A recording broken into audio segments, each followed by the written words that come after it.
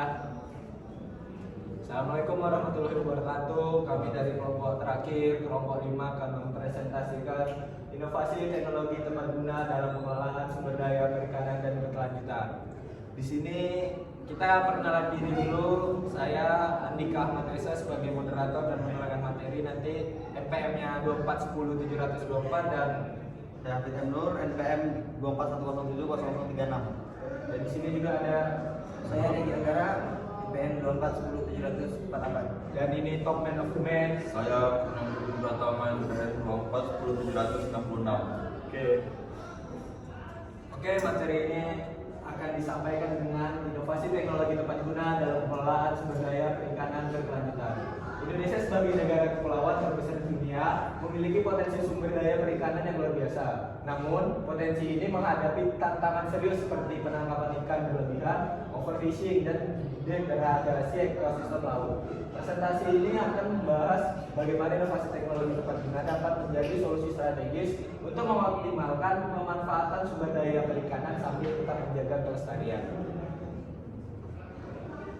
Di sini ada potensi dan tentang perikanan Indonesia. Tantangannya. Di sini ada potensi sumber daya perikanan. Indonesia memiliki garis pantai sepanjang 100.800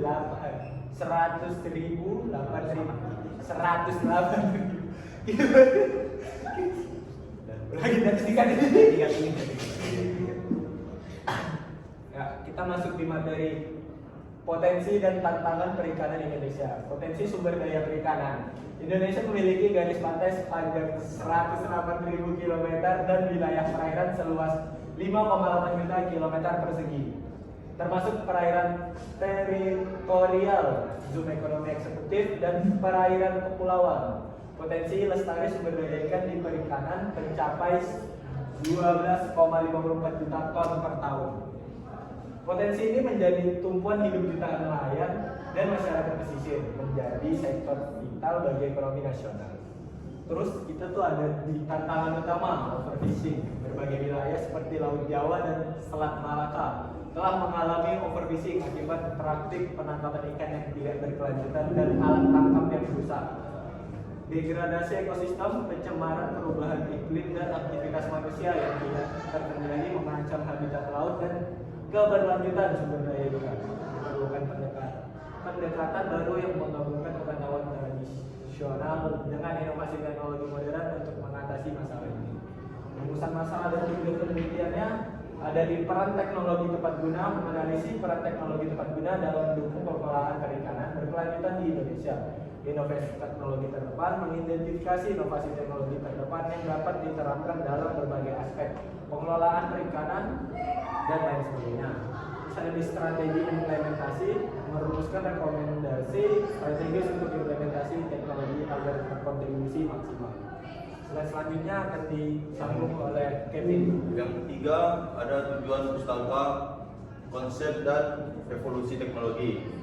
Konsep pengelolaan perikanan berkelanjutan. Pendekatan holistik ini memastikan eksploitasi sumber daya perikanan berlangsung tanpa mengancam kelestarian stok dan ekosistem laut berdasarkan 3 pilar, yaitu ekonomi, manfaat jangka panjang bagi pelaku usaha, ekologi, pemeliharaan fungsi ekosistem dan keanekaragaman hayati, kemudian sosial, pemerataan manfaat dan keadilan bagi semua pemangku kepentingan.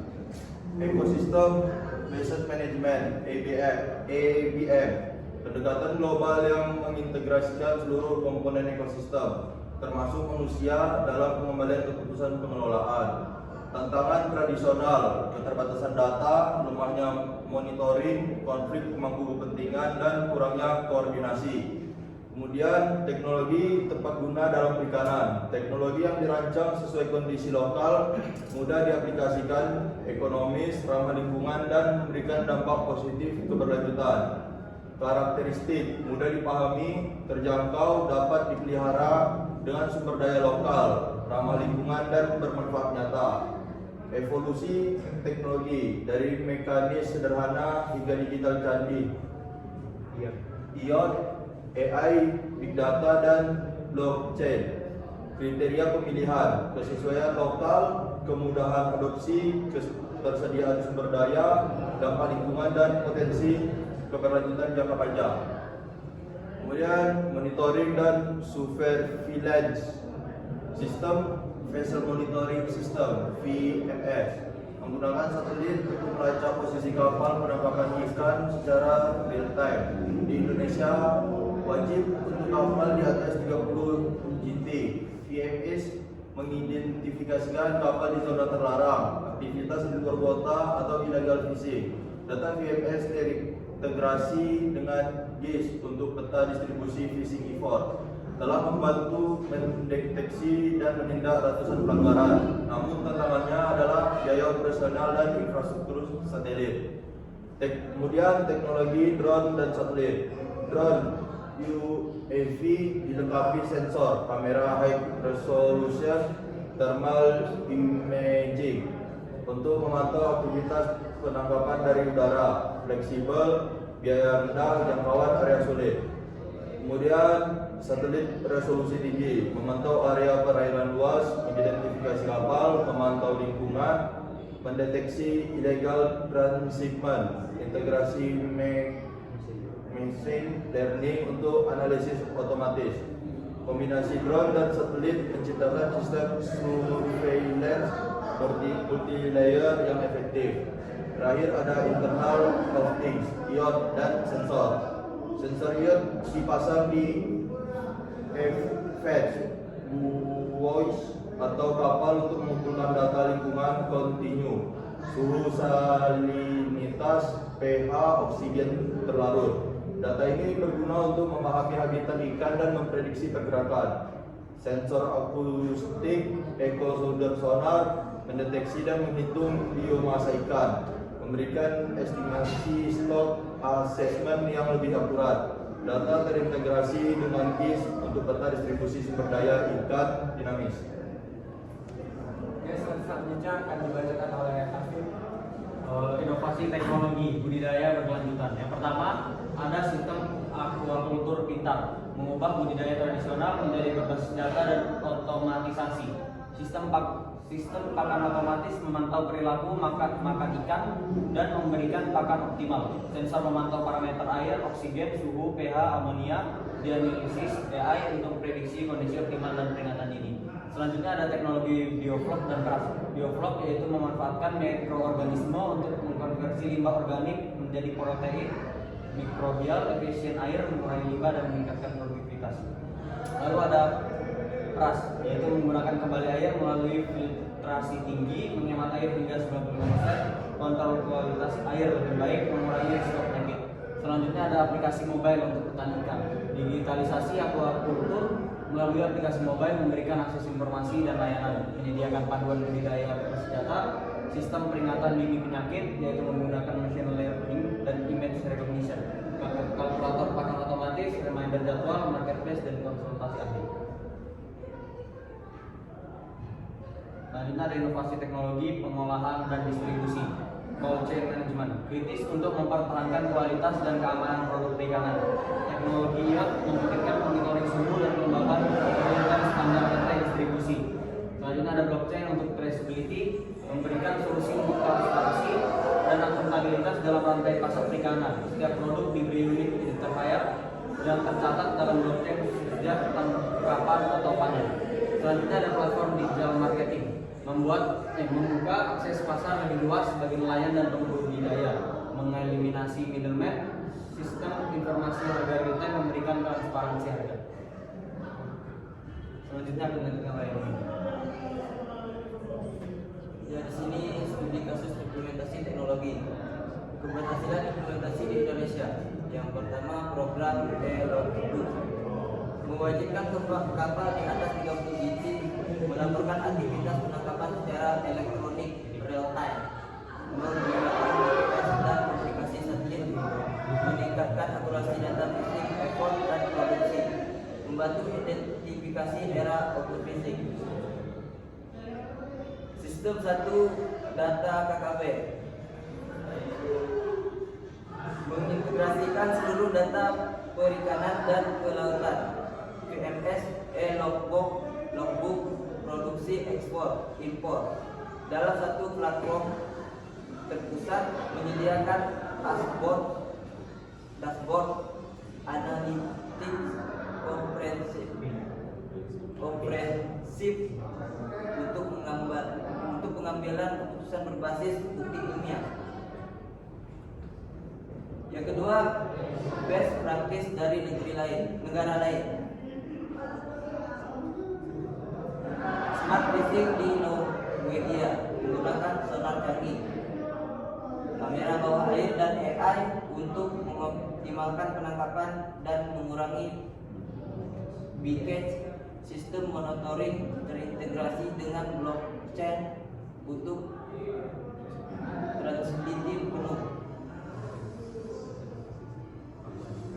Precision aquaculture di Singapura mengembangkan aquaculture vertikal dengan sistem tangki multi-level, tas tangki dan AI untuk deteksi penyakit dini. Nah, di sini kesimpulan dan saran. Dampak positif teknologi tepat guna. Ekonomi, peningkatan produktivitas, efisiensi, pangkat, CPE, akses pasar lebih luas, platform digital, pengurangan biaya operasional, navigasi pintar, pemeliharaan prediktif.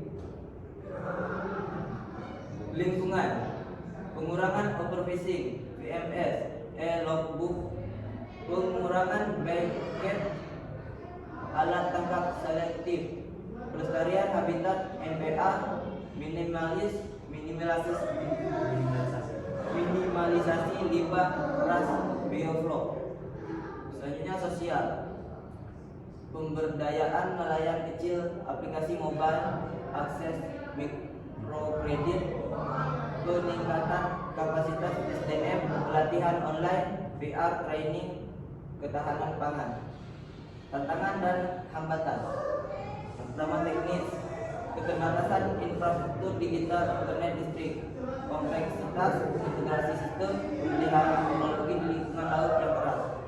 Selanjutnya sosial ekonomi, resistensi terhadap perubahan, keterbatasan modal dan akses kredit, kesenjangan literasi digital.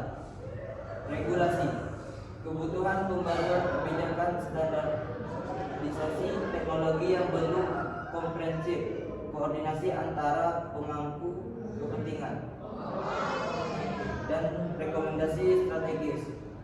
Roadmap implementasi, fase persiapan, asesmen pilot project, capacity building, scale up, ekspansi integrasi sistem monitoring, fase optimalisasi, fine tuning, inovasi lanjutan, safe release, kebijakan dukungan regulasi, revisi intensif fisika, standarisasi, pengembangan ekosistem inovasi, kolaborasi universitas industri, inkubator, pemberdayaan SDM, pelatihan, sertifikat regenerasi. Terakhir, pengembangan teknologi masa depan, AI, ML, blockchain, energi terbarukan, ilmu material canggih, teknologi adaptasi perubahan iklim. Ya, itu sekian presentasi dari kelompok kami dengan judul